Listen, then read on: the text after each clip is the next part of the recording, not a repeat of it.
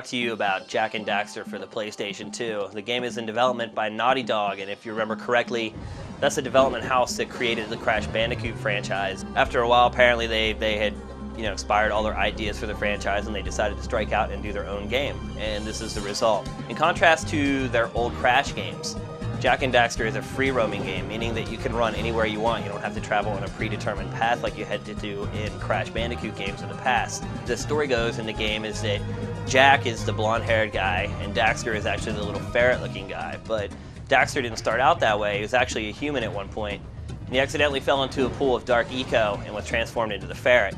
So after the two talk to the sage of their village or whatever, that he tells them that they need to seek out another sage who has the ability to transform Daxter back into his human self.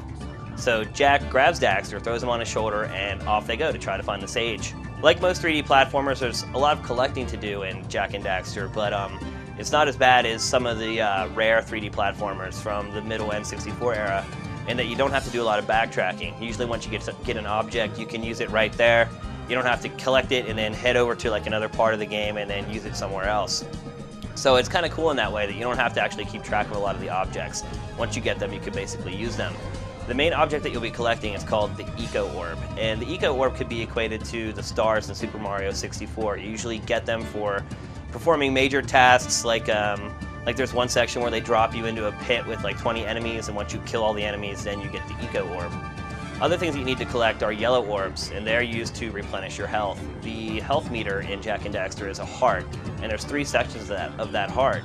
Once you get hit once, you lose a section of that heart, and in order to replenish the section, you have to collect 50 yellow orbs. So, needless to say, it's kind of tough. You know, you can get hit 3 times and then you're dead, and in order to get 1 section of your health back, you have to collect 50 yellow orbs. And I mean, they're hidden in crates and barrels here and there, but collecting 50 isn't all that easy. So it's not like Jak and Daxter is a game that you can just pick up and blow through. It's going to have to actually take some level memorization before you can actually get through some of the sections of the game. Another thing that you have to collect is electric orbs. Electric orbs will actually power up Jak so that he can perform special moves.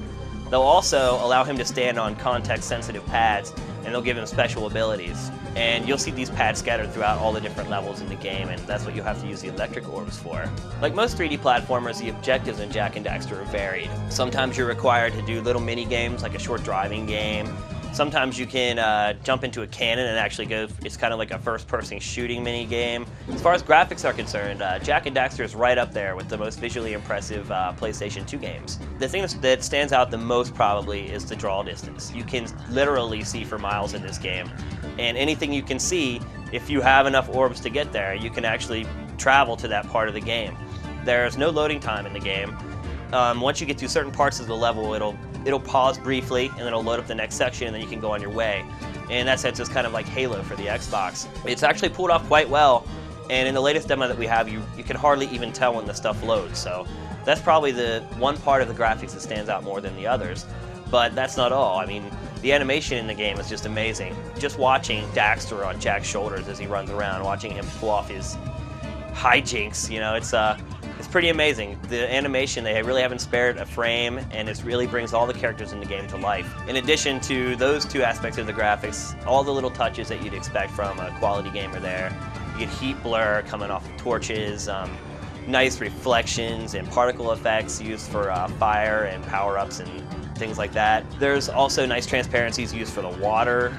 It's pretty much got everything that you could ask for from a modern 3D game in that respect. While Jak and Daxter isn't the most original game, in fact, it's probably the best way to describe it would be a watered-down version of Banjo-Kazooie. It's still technically solid, it's fun to play, it's linear, so you don't have to constantly play the game to make sure that you know that you collected this item and you have to take it over here. So it's an easy game to pick up and play. It's technically, visually impressive, and it's a lot of fun. So you should definitely keep an eye out for this game when it's released in mid-December.